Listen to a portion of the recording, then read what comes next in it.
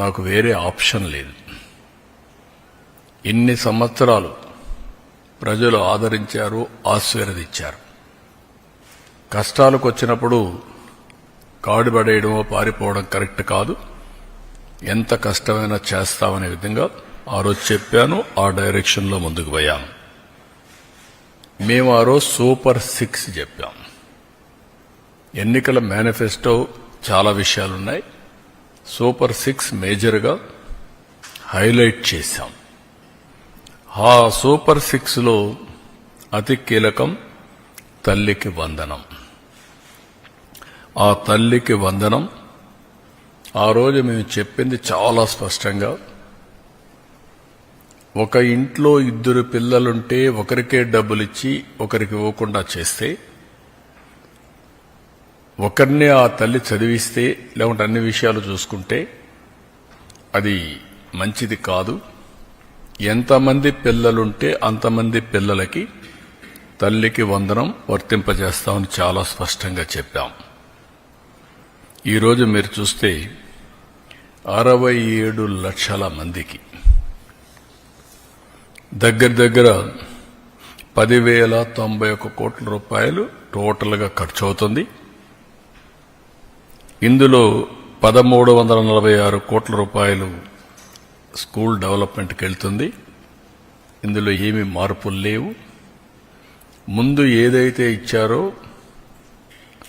అమ్మఒడి అదే guide lines పెట్టి, దానికంటే ఇంప్రూవ్డ్ ఏంటంటే ఎంతమంది పిల్లలుంటే అంతమంది పిల్లలకి ఆ తల్లుల అకౌంట్లో ఆ డబ్బులు వేసే కార్యక్రమానికి శ్రీకారం చుట్టాం.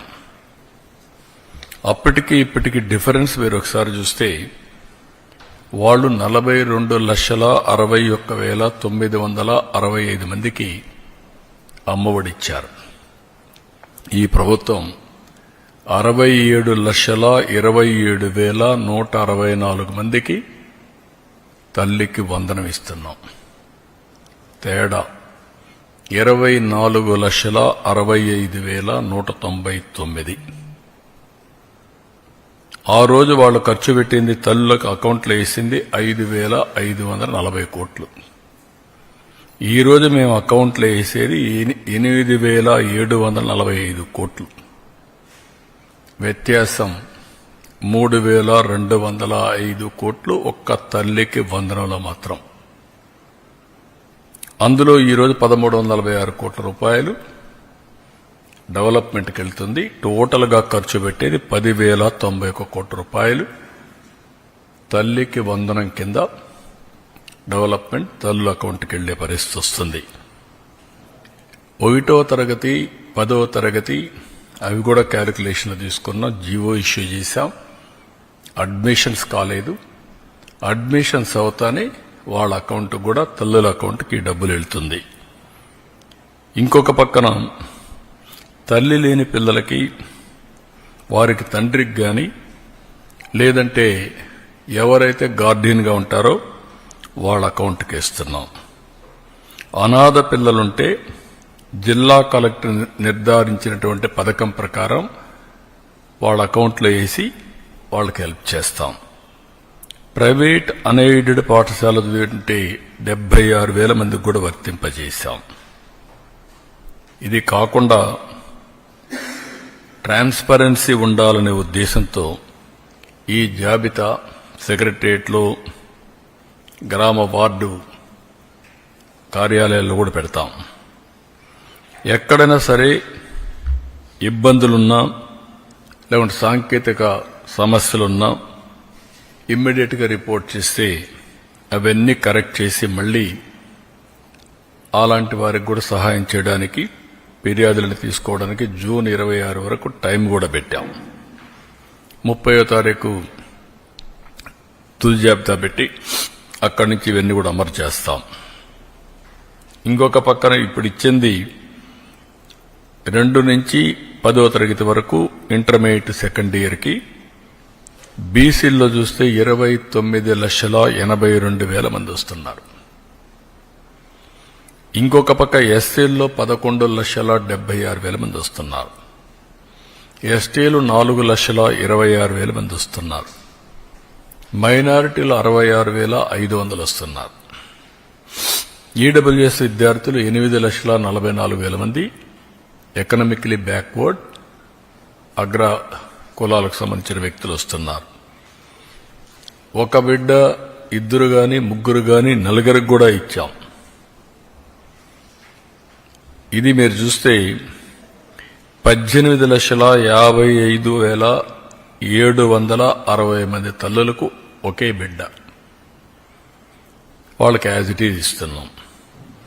14,55,322 మంది తల్లులకి ఇద్దరు బిడ్డలు.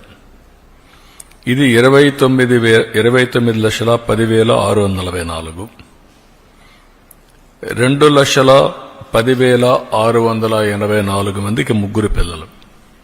ఇది 6,32,052 మందికి ఇస్తున్నాం. 20,053 మందికి నలుగురు పిల్లలు, అంటే 80,212 మందికి వీళ్ళకి కూడా ఇస్తున్నాం. ఏ మాట అయితే నేను చెప్పానో ఆ మాట ప్రకారం, ఒక పద్ధతి ప్రకారం, ఒక మాటలో చెప్పాలంటే ఇది ఒక పాపులేషన్ మేనేజ్మెంట్కి ఒక ముందడుగు. నిన్నే జపాన్లో చూశాం, 9 మిలియన్ హౌసెస్ ఆర్ వేకెంట్.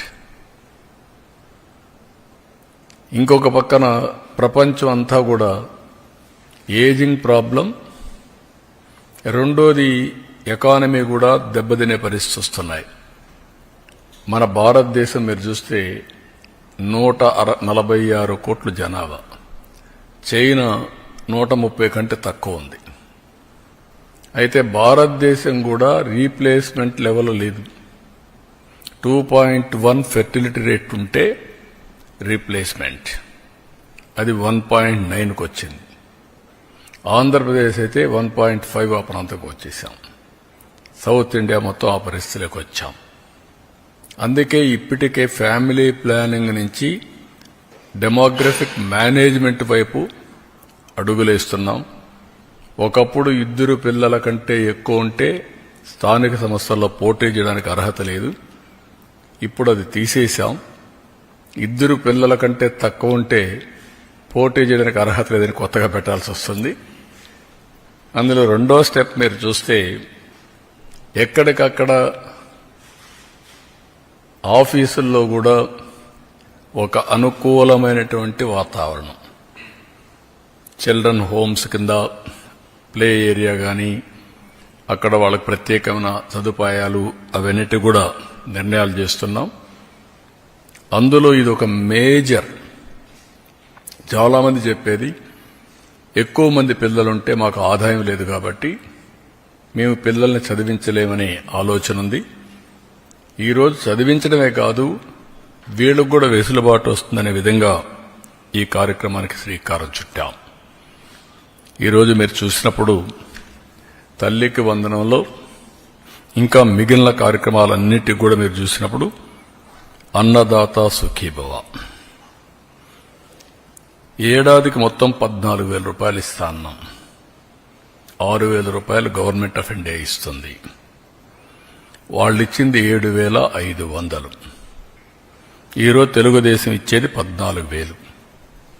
వ్యత్యాసం 6,500. తల్లికి వందనం నేను చెప్పాను. అన్నదాత సుఖీభవ ఇచ్చింది మీకు చెప్పాను. దీపం 3 సిలిండర్లు, వాళ్ళు ఏమీ ఇవ్వలేదు. ఇంకొక పక్కన మీరు చూస్తే మత్స్యకారుల భరోసా, మేమిచ్చింది మత్స్యకారుల సేవలు. మొత్తం 1,20,000